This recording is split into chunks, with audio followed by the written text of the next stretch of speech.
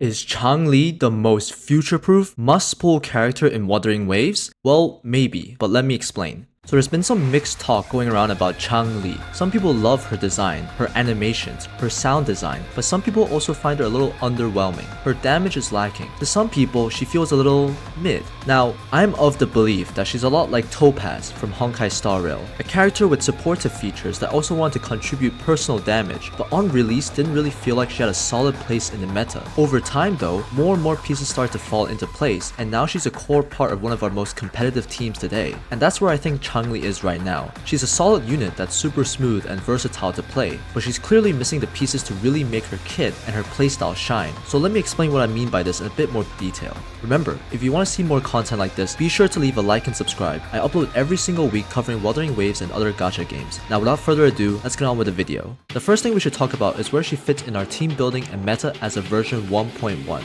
I don't know what Pridman was smoking when they put her in the main DPS column, but I firmly believe that she should be considered a hybrid DPS character. They should have made a separate column just for Changli. Every part of her kit, from her juicy outro skill to the fact that pretty much all of her animations she needs to charge up her forte gauge can be swap cancelled, screams to me that you want to put her in a dual DPS situation. Obviously you can run her as a hyper carry with Yang Yang or other supports to give her energy and make her nuke more often, but in most cases you do want to pair her up with another competent DPS unit so that they can cover up for her downtime. I think a big reason for why some people might find Changli a little underwhelming is due to the fact that she's very much a jack of all trades unit, but she's being compared to specialists in their own role. She does a really good amount of personal damage, but she also wants to have another DPS and team to cover for her downtime when her skill is not off cooldown. Because of this, it feels like she does less damage than main damage carries like Jinshi and Jian, but it also feels like she spends more time on the field to get her rotation done than supports like Yinlin. It almost feels like she's very confused and all over the place, but I like to think that she's a lot more flexible than she is confused. Let's say we looked at Changli's kit right now and looked at some of her criticisms from the other angle. What if she actually did spend as little time on the field as Yinlin to get her rotation down, while also doing just as much personal damage as she does right now? What if she was just as competitive in damage with characters like Jinshi and Jian, while also having so many parts of her kit that allows another DPS to come in and get their damage and skills off? If that was the case, then Changli teams would be putting out so much damage so quickly that people left and right would be calling for their pitchforks and yelling power creep in less than 3 months, cruel games. The baseline here is that she's a really good unit that's meant to fit into many different roles and playstyles depending on how you choose to play her.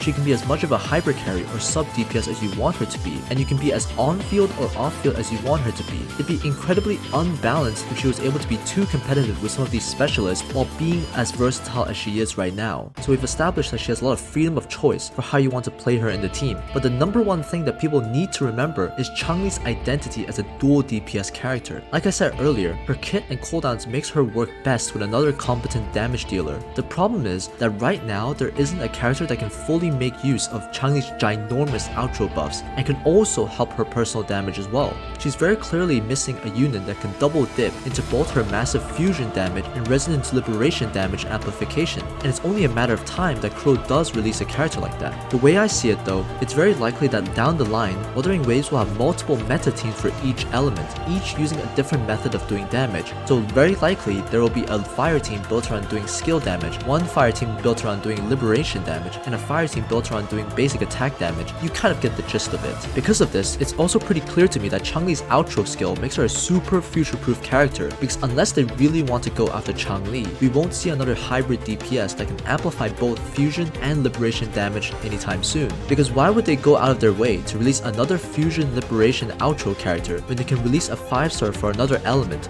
or another damage archetype? We have to remember that these gacha companies love to create problems and sell the solutions. So like I said, it's only a matter of time before we get DPS units and other supports that can synergize with Changli's kit and really popularize that dual DPS setup and playstyle. So going back to that Topaz example, she's very much a long-term investment, and for people that really want to play Changli, you kind of have to play a bit of the waiting game. And that's going to do it for this video. It was a little bit on the glazing side, but I genuinely believe that Changli is a really good and fun unit with a lot of upside and potential that's a little misunderstood because of the kind of limited units that came out before her. She offers a ton of flexibility in how you want to build your teams and how you play and swap between your teammates. Right now, she seems like she's in a bit of a weird spot because her kit is trying to do so much, but she doesn't quite match up to the best that these different roles have to offer. But I'm confident that she only feels like she's in a bit of a weird spot right now because she just doesn't have the right pieces to let her kit fully shine. Once we get that fusion main DPS that can double dip into fusion and resonance liberation damage, we'll really start to see Changli's kit shine and her usefulness climb up. She's like Thanos when he was still sitting on the Power Stone. She's good now, but just wait until she yoinks the last remaining Infinity Stones. Until then though, if you really like the other elements of Changli's character, then I honestly feel like she would be a character that ages perfectly fine and you won't regret picking up. Anyways, thanks so much for making it to the end of this video. Let me know down in the comments what you think about Changli so far. Consider leaving a like and subscribe, and I'll see you all in the next one. Bye bye!